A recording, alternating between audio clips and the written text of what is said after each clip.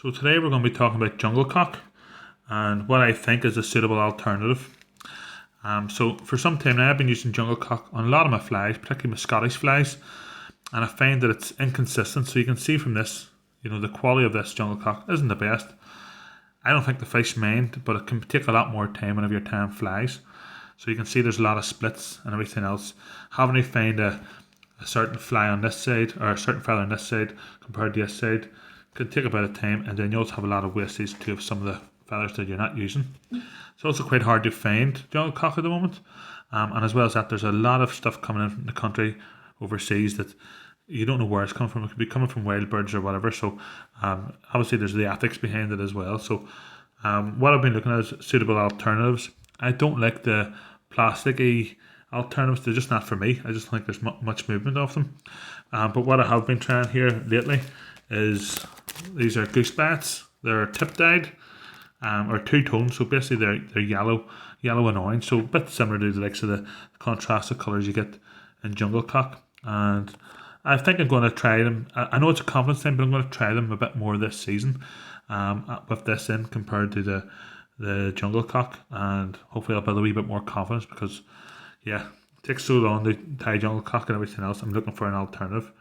As well as that, biots they're consistent. They're all very similar size, readily available. If you go to most manufacturers, you can get them. This two-tone stuff, this is from Blob and Buzzer. So a supplier from Northern Ireland. And yeah, you can see the different colours. So I think it's a good job. So yeah, we'll compare the amount of time it takes and tie in how it looks. I'm sure we'll have a bit of a chat at the end. Okay, so now we have a park shrimp. I'm going to put on some goose bats as eyes.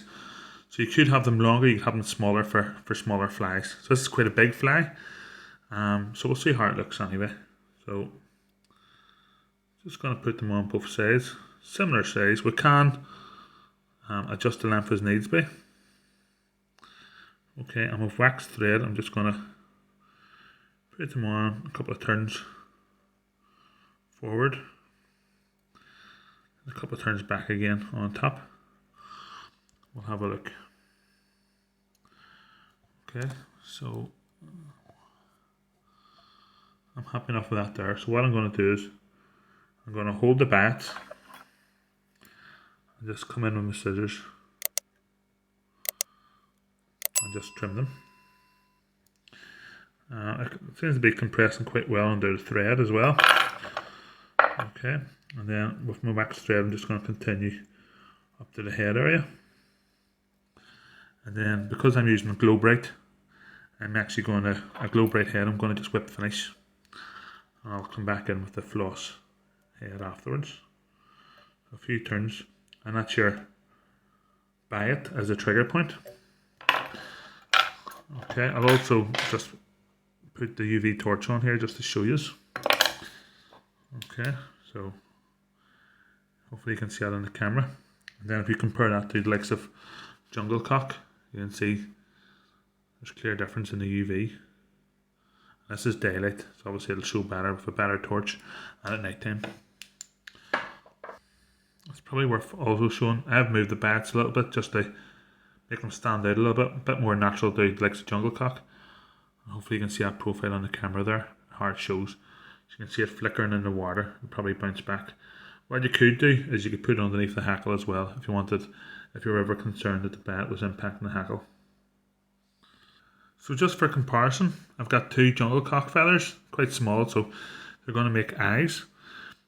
With jungle cock, I always put one feather on top of the other once I have a pair. Okay, and then what I do is you have to remove this fluff. I always wet my hands whenever I do it, wet my fingers just to try and remove this fluff so you have a better grip of the stem whenever you're tying in. Okay, so you can see already time consuming. It takes a bit of time to pick the feathers as well, they're not consistent. Okay, but I think I'm happy enough with these two now. Okay, let's see, there's a few splits in them, but again, it's not consistent, but for me personally, it doesn't really matter. Okay, but if you're selling, you might want consistent, and that costs more money as well. Okay, so what I'm going to do is I'm just going to a few light wraps of those feathers. Okay, and see how they look. So just a wee adjustment up here, not too bad. And I'll bring this in a little bit on this side. Okay, just want to make sure that they're even. And actually that worked out quite quickly. Normally it takes a wee bit of more footering about. Okay, so what I'm going to do now is going to put on a bit of super glue. It doesn't really stick too well to the stock. And I'm going to do a few super glued wraps just to get that very secure hold. Because there's less of the feather being held compared to the bats. Okay, then once that's done, I'll just get my scissors and just trim off the excess.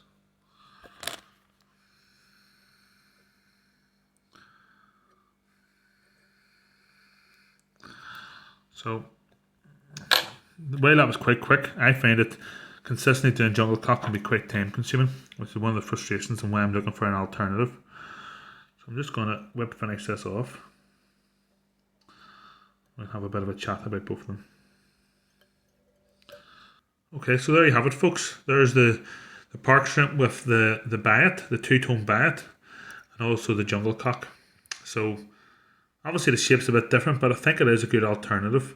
A lot of people say the jungle cock is one of the reasons why people use jungle cock is the natural UV, but as I was playing around with the UV torch there, I'll find it here, there's probably more UV qualities in the biots, which are obviously dyed fluorescent than the natural UV. If that's something that you're looking for, if you're looking at dull fly, maybe you want to try a jungle cock. But I'm very happy with that there. And yeah, as I said, you can tie thousands of flies, probably tens of thousands of flies compared to probably 2 jungle cock capes. It's more readily available, it's more sustainable, and yeah, I'm gonna give it a go this year. Might be worth checking out yourselves. I'll put a wee link to where I got that two-tone stuff from, the supplier. But yeah, hopefully you found that useful, folks. As always, if you did, check out my other videos coming up on screen now. Until next time, thanks very much. All the best.